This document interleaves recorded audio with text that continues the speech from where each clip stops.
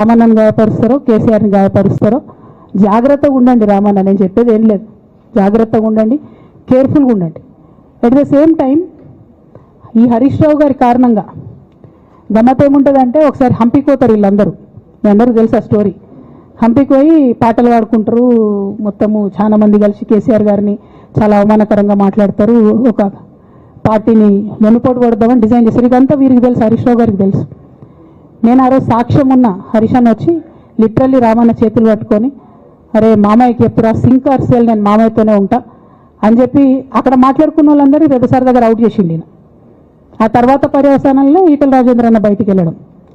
ఈ మహానుభావుడు వల్ల జగ్గారెడ్డి దగ్గర నుంచి మొదలు పెడితే, చెరుకు శ్రీనివాసరెడ్డి ముత్యంరెడ్డి అన్న కొడుకు దగ్గర నుంచి మొదలు పెడితే, రఘునందన్ రావు గారు, మైనంపల్లి గారు, విజయశాంతి గారు, విజయరామారావు గారు, ఆయన పాత పెద్ద ఉండే ఈటల రాజేందర్ గారు, వీళ్ళందరూ పార్టీలోకి వెళ్ళి పోయిండ్రు కదా, పోలేదా? ఇవన్నీ హరీషన్న చేసినాయి కాదా?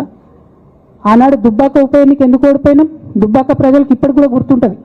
వాళ్ళందరూ ఒకటే మాట చెప్తారు, ఈయన సిద్దిపేటకు తప్ప రూపాయి రానియాడు దుబ్బాకకు, ఈయన వచ్చి ప్రచారం చేసిండు కాబట్టి మేము ఓటు వేయాలని ఓపెన్ చెప్పారు ఆనాడు ఎన్నికలలో. దానికి ఏం రాపించుకుంటాడు ఈయన పేపర్లలో? ఒంటరి పోరాటం చేసి ఓడిన హరీష్ రావు. అసలు ఓడిపోయింది మీ వల్ల కదా. మీరు మీడియా మేనేజ్మెంట్లో సూపర్ అలా డౌట్ ఏం లేదు. రామన్న యూట్యూబ్లు మేనేజ్ చేసి నా మెయిన్ స్ట్రీమ్ మీడియా మేనేజ్ చేస్తాడు, అంతే, అంతకుమించి వేరే ఏం లేదు.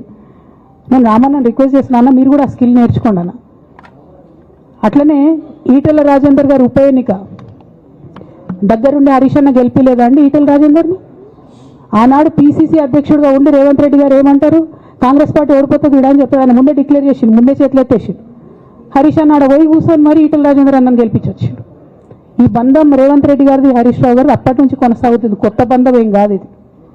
నేను కేసీఆర్ గారిని పెద్దల్ని రిక్వెస్ట్ చేసేది ఒకటే, ఈయన చేస్తున్న నక్క జిత్తుల్ని దయచేసి గమనించండి.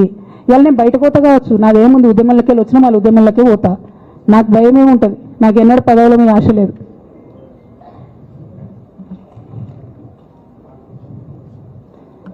పార్టీ నుంచి వచ్చిన ఎమ్మెల్సీకి స్పీకర్ ఫార్మాట్లో చైర్మన్ గారికి నేను పంపుతా ఉన్నాను రాజీనామా పత్రాన్ని. అట్లానే బీఆర్ఎస్ పార్టీ ప్రాథమిక సభ్యత్వానికి కూడా గౌరవ పెద్దలు కేసీఆర్ గారికి రాజీనామాను పంపుతా ఉన్నాను.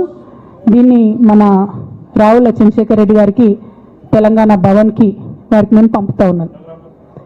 ఎందుకు ఇవి ఇప్పుడే చూపించిన అంటే, పదవుల మీద నాకు